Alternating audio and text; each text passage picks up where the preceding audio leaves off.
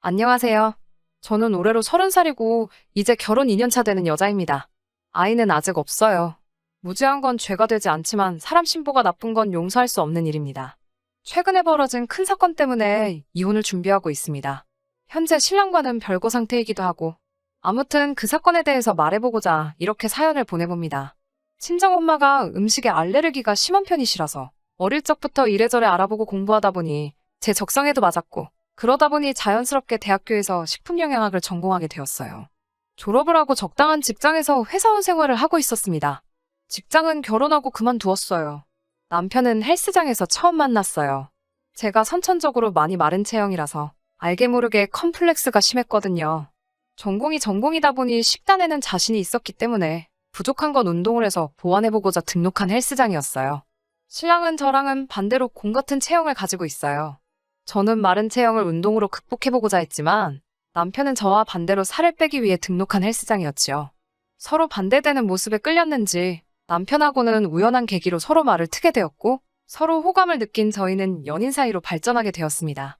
그 후 결혼 이야기가 오고 가면서 자연스럽게 서로를 각자의 부모님에게 소개를 하게 되었어요. 저희 부모님은 신랑이 듬직하고 순해 보인다면서 마음에 들어 하셨는데 시어머니는 제가 별로 성에 차지 않으셨던 것 같아요. 처음 봤을 때부터 저의 마른 체형을 가지고 마음에 안 든다는 듯이 몇 마디 하시더라고요. 제가 남들보다 말랐을 뿐이지 가리는 음식도 없고 잔병치레도 없이 건강한 사람이거든요. 그런데 아무래도 제가 겉으로 보기에는 빈약해 보이니 처음 만나뵌 식사 자리에서 괜히 깨작대면서 먹는다고 눈치도 주시고 남편이 위에 올라타면 부러지겠네 라던지 그렇게 삐쩍 말라서 애기는 제대로 낳을 수나 있겠냐 하는 등 조금 껄끄러운 농담도 서슴지 않으셨습니다. 그냥 유난스러운 성격이라고만 생각했고 남편도 어머니가 동네 장사하시는 분이라서 워낙에 입이 걸걸하신 편이지 결코 아기가 있어서 하는 소리도 아니고 알고 보면 정도 많고 사람 참 좋으신 분이라고 설명을 했어요. 결혼을 하면 명절 때나 가족 행사 아니면 거의 마주칠 일도 없을 거고 시어머니랑 사는 게 아니라 남편과 둘이 사는 거라 생각해. 저도 크게 개의치 않아 했는데 이미 그때부터 단추를 잘못 끼운 게 아닌가 하는 생각이 들 때도 있어요. 처음으로 양가 부모님이 만나는 상견례 자리에서 작은 해프닝이 있었어요. 코스식으로 음식이 나오는 한정식 집에서 상견례를 했습니다. 그날 나오는 메인 메뉴 중에 하나가 새우를 사용한 요리였어요. 친정엄마가 갑각류 알레르기도 가지고 계셔서 음식을 주문할 때 주문받으시는 분에게 특별히 요청을 했어요. 어머니가 알레르기가 심하신 편이니 저희 어머니 음식을 준비해 주실 때 꼭 새우 껍질을 확실히 제거해서 조리해 주시거나 그게 여의치 않은 상황이면 새우 요리 말고 다른 걸로 준비해 달라고 부탁드렸죠. 그 모습을 보더니 시어머니는 새우 껍질에 좋은 성분이 얼마나 많은데 그걸 안 드시냐며 마치 저희 어머니가 편식을 하시는 걸로 받아들이시더라고요. 그러면서 제가 삐쩍거린 이유를 알겠다고 그 이유가 편식하는 친정엄마에게 있었다는 듯이 이야기를 하셨어요. 폐역군인이신 아버지가 그 말을 듣고 심기가 불편하셨는지 그 자리에서 헛기침을 하셨습니다. 워낙 무뚝뚝하신 분이라서 표현을 잘 안 하기는 하시는데 기분이 상하셨다는 건 안 봐도 알 수 있었어요. 아니나 다를까? 상견례가 끝나고 집에 돌아가는 차 안에서 친정아버지가 시어머니의 그런 태도가 많이 불편했다는 듯이 이야기를 하셨어요. 엄마는 우리나라 사람들이 알레르기 같은 거 대수롭게 생각하고 잘 모르지 않냐고 하시면서 이런 식으로 오해를 받은 게 처음도 아닌데 오늘따라 뭐 그렇게 성하냐고 아버지를 달래주셨어요. 저도 마찬가지로 아버지에게 해명 아닌 해명을 했어야 했어요. 반찬 가게를 크게 하시는 분인데 장사하느라 대량 조리를 하시는 분이시라서 가끔씩 그런 세세한 요청이 들어오면 자연스레 까탈스럽다고 느낄 수 있지 않겠냐고 말씀드렸어요. 시어머니가 그러시는 건 직업병 때문인 거고 저도 상견례가 있기 전부터도 자주 배웠고 절대 아기가 있어서 그러시는 분이 아니고 정 많고 좋은 분이라 설명을 드렸어요. 결국 아버지는 내켜하지 않으셨지만 알겠다고 이해를 하셨고 그 이후에도 몇 번 양가 부모님끼리 만나는 자리도 있었는데 다행히도 그때처럼 별다른 사건은 일어나지 않았습니다. 그렇게 결국 저와 남편은 결혼을 하게 되었습니다. 형편도 되지 않았고 해서 신혼살림은 의정부 쪽에 잡게 되었어요. 시가에서는 조금 무리를 해서라도 서울에 있는 시가 근처로 집을 구하는 게 어떻겠냐고 제안해왔지만 그것만큼은 다른 이유를 대서 거절했어요. 친정은 아버지가 군복무를 하셨던 양주 쪽이라서 거리가 있는 편이고 시댁 근처에 신혼집 잡아서 좋은 일 있었다는 사람도 본 적이 없어서 아쉬워하는 남편에게는 미안했지만 신혼집은 그냥 의정부 쪽에서 시작하고 형편이 나아지면 이사를 가자는 식으로 설득했습니다. 시아버지 생신날을 제외하고는 시댁에 불려가거나 하는 일도 없었어요. 그렇게 알콩달콩 꿈만 같던 신혼생활을 시작했어요. 혹시나 하는 마음에 남편을 병원에 데리고 가서 알레르기 항원 검사를 했는데 남편은 평생을 모르고 살았는데 견과류에 알레르기 반응이 있더라고요. 증상도 거의 없다시피 미미한 편이기도 했지만 알레르기라는 게 모르는 사이에 악화가 될 수도 있는 부분이라서 조심스럽게 되더라고요. 어느 날이었는데 결혼하고 처음으로 시어머니께 시가로 와보라는 전화를 받게 되었어요. 그날 처음으로 시어머니께 잔소리를 들었습니다. 남편의 회사가 시가에서 15분 거리로 굉장히 가까운 편이에요. 언제인지는 모르겠는데 남편이 저에게는 비밀로 하고 시가에 들려서 저녁 식사를 하고 갔었나 봐요. 그날 남편이 무슨 말을 했는지는 모르겠지만 그날 이야기를 가지고 시어머니는 제게 잔소리를 시작하셨습니다. 오랜만에 보니 애가 아주 반쪽이 되었다면서 신혼집을 근처로 잡았으면 애가 출퇴근하는데 고생이 덜했겠지 않았겠느냐고 제 고집 때문에 아들이 고생하고 있지 않느냐는 말로 시작을 하셨어요. 그러면서 제가 남편 밥도 똑바로 안 해준다는 듯이 말씀하시더라고요. 신혼집 위치에 대해서는 할 대답이 없었지만 식사에 관해서는 그렇지 않다고 아침밥도 꼬박꼬박 챙겨주고 있고 식단을 짜서 도시락까지 싸주고 저녁도 시간 맞춰서 꼭 먹이고 있다고 답변드렸습니다. 시어머니는 밥을 몇 끼를 먹는 게 중요한 게 아니라고 하시면서 신랑이 제 음식이 입에 안 맞아서 죽겠다고 불만이 많다고 했다고 하더라고요.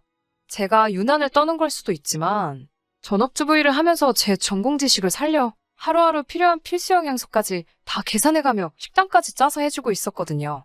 하지만 신랑이 시어머니께 그런 말을 했다는 것보다 제가 차려주는 밥이 맛이 없다고 말한 게 그때는 더 충격적이었어요. 남편이 좋아하는 반찬 몇 가지를 알려줄 테니 당장 집에 가서 그것부터 해 먹이라고 하시고는 뜨겁게 달궈진 팬에 잔멸치를 올리셨어요. 멸치볶음을 하시려고 했는지 식탁에 땅콩이 한 봉지가 있길래 시어머니께 어머님, 남편이 견과류에 알레르기 반응을 보이는 게 있어서 땅콩은 안 넣을게요. 하고 땅콩이 들어있는 봉지를 한쪽으로 치웠습니다.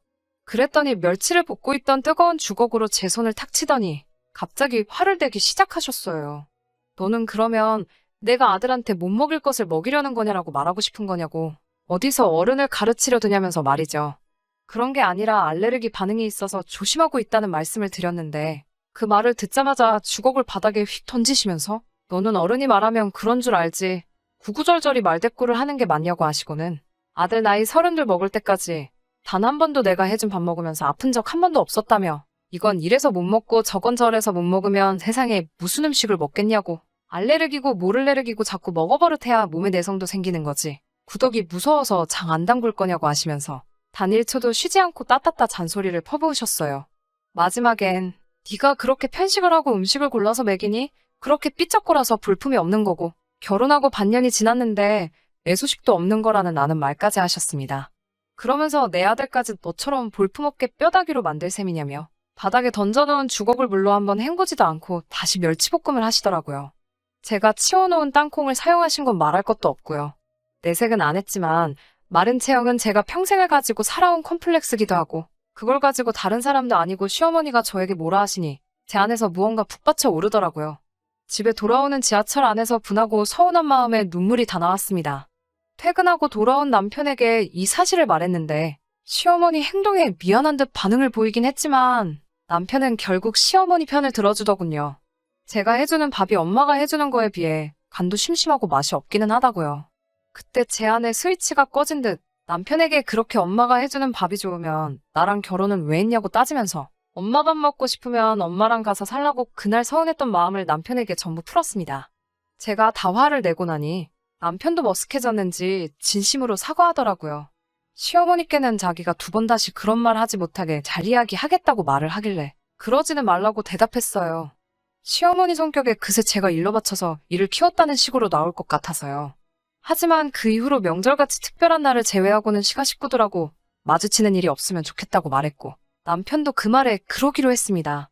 그렇게 한동안은 시가와는 부딪히지 않고 살아왔어요. 남편도 저 몰래 시가에 가서 식사를 한다거나 하는 일도 없었고요. 괜히 제가 남편 효도도 못하게 하는 것 같아 마음 한구석은 불편하기는 했지만 그렇게 하는 편이 저를 위해서 더 좋겠다는 게 제 생각이었습니다. 실제로 그렇게 한 이후로 남편과는 아무런 사건 없이 더 서로를 아껴주게 되었으니까요. 하지만 진짜 큰 사건은 따로 있었어요. 지금으로부터 4개월 전으로 돌아갑니다. 남편에게 나이가 6살 차이가 나는 여동생이 한 명 있었는데 결혼식 날짜가 잡히게 되었어요. 남편 될 사람은 미국에서 잘 나가는 변호사라고 들었고 한 달 후 결혼식을 올리고 미국으로 떠나기로 되어 있었습니다. 그래서 마지막으로 가족들이 다 같이 모여서 축하해주고 송별식도 해주고 싶다고 시가에서 가족 행사가 열리게 된 것이죠. 시어머니께서 저희 부모님도 꼭 모시고 오셨으면 좋겠다 하시더라고요. 사돈어른들 못 본 지도 한참 되었으니 시모가 솜씨발휘해서 대접 한번 해드리고 싶다고요. 내키지는 않았지만 그렇다고 그 말을 듣고 모셔가지 않을 수가 없었어요. 외식을 했었으면 좋았겠지만 시국이 시국인지라 인원 제한 때문에 대가족이 모여 식사할 수 있는 곳도 없었기 때문에 결국 예정된 대로 시가에 모여서 식사를 하게 되었습니다. 사실 인원 제한 때문에 거기서도 그렇게 모여서는 안 되었지만 가족 중에 한 명이 미국으로 건너가는 상황이었으니 어떻게든 되겠다는 생각으로 모이게 되었습니다. 친정엄마가 음식 알레르기가 심하시니 미리 저는 조심해야 할 재료를 종이에 적어서 시어머니께 보내드렸어요. 또 그게 무슨 유난이냐며 잔소리를 하실까 걱정을 했는데 의외로 덤덤하게 알겠다고 하시고 걱정하지 말라고 하시더라고요. 행사 당일 저는 다른 가족들보다 조금 먼저 도착해서 시어머니를 도우면서 상을 같이 차리고 있었습니다. 그런데 보니까 준비하신 해물전골에 꽃게도 몇 마리씩 들어가 있고 새우도 껍질째 그대로 준비되어 있었어요. 엄마는 드실 수가 없으니 조금 곤란한 모습을 보였는데 시어머니가 네 엄마 건 따로 만들었다고 하면서 된장찌개 뚝배기 하나를 보여주시더군요. 이것저것 잔뜩 들어간 해물전골에 비하면 두부 건더기밖에 없어 볼품없었지만 그래도 육고기를 사용한 다른 요리도 많았기 때문에 크게 문제될 것이 없다고 생각했습니다. 신우를 위한 행사가 시작되었고 행복하게 잘 살라고 이런저런 좋은 이야기를 나누고 식사가 시작되었습니다. 반찬 가게를 하시기 때문에 시어머니 솜씨가 좋은 편이라서 자리에 있던 사람들 모두 다 음식이 맛있다고 칭찬 일색이었고 전반적으로 분위기가 아주 좋았어요. 저는 손님들 국도 주느랴 밥도 주느랴 정신없이 일하고 있어서 무슨 일이 일어난지도 몰랐는데 식사를 하고 계시던 친정엄마가 앉은 자세로 그대로 바닥에 혼절을 하셨어요. 당연히 큰 소란이 났고 저도 당황해서 들고 있던 것도 다 집어던지고 엄마한테 향했는데 엄마의 입술이 퉁퉁 부어있는 상태였고 호흡이 곤란하셨는지 숨도 가빠 보였고 그래서 의식이 없는 상태였어요. 누가 봐도 알레르기 반응 때문에 그런 거였습니다. 조심해서 드셨을 텐데 뭐를 드시고 그런 건지 몰라 당황스러웠어요. 항상 상비약으로 약을 가지고 다니시는데 마침 그날따라 약도 안 가지고 오셨나 봐요. 엉엉 울면서 구급차를 불러 응급실로 향했습니다. 엄마는 알레르기 반응 때문에 정신이 없을 텐데도 구급차 안에서 살짝 의식이 돌아오셨는지 저를 걱정하시면서 엄마가 바보같이 약을 안 가져와서 그랬다고 사돈네 행사인데 미안해서 어쩌냐며 그 걱정을 하고 계시더라고요. 응급실에서 주사를 맞고 어느 정도 증상이 가라앉아 쉬고 계신 엄마를 보니 그제서야 제정신이 들더라고요. 문득 전화기를 보니 남편한테서 전화가 수십 통이 와 있었어요. 엄마의 상태를 물으려 전화를 했는가 싶어 이제 조금 괜찮아지셨다고 말하려 전화를 했는데 남편은 위급한 목소리로 빨리 와서 장인어른 좀 말려달라고 거의 울 듯한 목소리로 다급하게 말을 해왔습니다. 옆에서 통화 내용을 들은 엄마도 도무지 무슨 상황인지 짐작이 안 가시니 엄마는 괜찮으니 어서 가보라고 하시더라고요. 온갖 생각이 교차해서 가는 동안에도 무슨 일이 벌어지고 있나 정신이 다 없었어요. 택시를 타고 겨우 도착한 시댁은 아주 난장판이 되어 있었습니다. 경찰까지 출동한 상태였고 남편과 다른 친척들 3명이 달라붙어 친정아버지를 뜯어말리고 있었어요. 결혼을 앞둔 신우는 그 앞에서 얼굴을 감싸 안은 채 엉엉 울고 있었습니다. 머리는 완전히 헝클어진 상태로요. 저는 당장 아버지한테 달려가 이게 뭐하는 짓이냐고 소리를 질렀어요. 아버지도 저를 보고 제정신이 들었는지 그때부터 감정을 추스르기 시작하셨고 조용히 저와 함께 경찰서로 향했습니다. 아버지 손에는 신우의 것으로 보이는 머리카락이 몇 가닥 잡혀 있었어요.